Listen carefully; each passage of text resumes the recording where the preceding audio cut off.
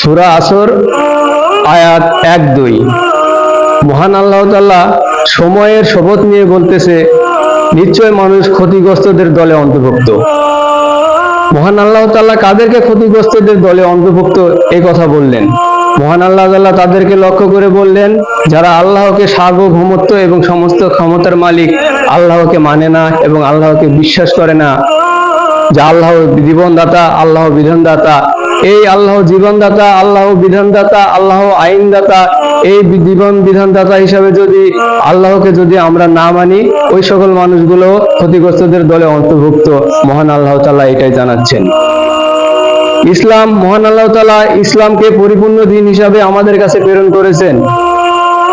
এটা ইসলাম কেবল হজ, রোজা, জাকাত, নামাজ এর মধ্যে সীমাবদ্ধ কোনো ধর্ম না। এই ইসলামের মধ্যে আছে আইন নীতি, এই ইসলামের মধ্যে আছে রাজনীতি, এই ইসলামের মধ্যে আছে সমাজনীতি, রাষ্ট্রনীতি। এমন কোনো নীতি নেই যেই নীতি মানুষের জীবনে প্রয়োজন, এমন কোনো নীতি নেই, এমন নীতি যা মানুষের জীবনে প্রয়োজন, তা এই কোরআনের মধ্যে নাই। কিন্তু আমরা এই বাংলাদেশ সহ প্রায় এরকম মুসলিম কান্ট্রি দাবি করে 64টা রাষ্ট্রের মতো। এই রাষ্ট্রগুলো সবাই আল্লাহর বিধানকে বাদ দিয়ে, আল্লাহর জীবন বিধান কোরআনকে বাদ দিয়ে তাদের জীবন বিধান পরিচালনা করতেছে তাদের নিজস্ব মানবরচিত আইন দ্বারা। কেউ গ্রহণ করেছে গণতন্ত্র, কেউ গ্রহণ করেছে সমাজতন্ত্র, কেউ বা পরিবারতন্ত্র, কেউ বা স্বৈরতন্ত্র। এ সকল তন্ত্র মন্ত্র যত কিছু আছে সমস্ত কিছুই কুরআন এবং হাদিসের সাথে সাংঘর্ষিক।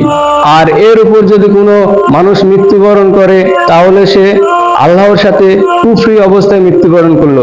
কেননা আইনদাতা, বিধানদাতা এগুলোর মালিক তো আল্লাহ। আল্লাহ দিবে আপনি কিভাবে জীবন পরিচালনা করবেন, আপনার সমাজ কিভাবে পরিচালনা হবে, আপনার রাষ্ট্র কিভাবে পরিচালনা হবে। যখন আপনি এইটাকে ভুলে যাবেন যে মানব রচিত বিধান দিয়ে জীবন পরিচালনা করবেন, তখন আপনি কুফরি অবস্থার মধ্যে আপনার মৃত্যু হবে।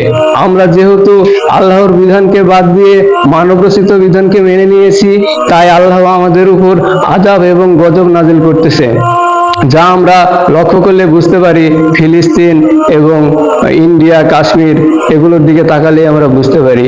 আমাদেরকে এই ক্ষেত্রে কি করতে হবে? আমাদেরকে বলতে হবে আমরা আল্লাহর আইন বাদে, আমরা রাসূল সাল্লাল্লাহু আলাইহি সাল্লামকে একমাত্র অনুসরণ করব। এটা বাদে, আল্লাহর আইন বাদে আমরা অন্য কারো আইনকে মানব না, অন্য আইনের কাছে আমরা মাথা নত করব না। তবেই আপনি শিরক থেকে মুক্ত থাকতে পারবেন এবং আপনি জান্নাতবাসী হবেন। আর তাছাড়া আপনার আমার মৃত্যু শিরকী অবস্থায় হবে, যা আমাদের জন্য কখনোই মঙ্গলজনক না।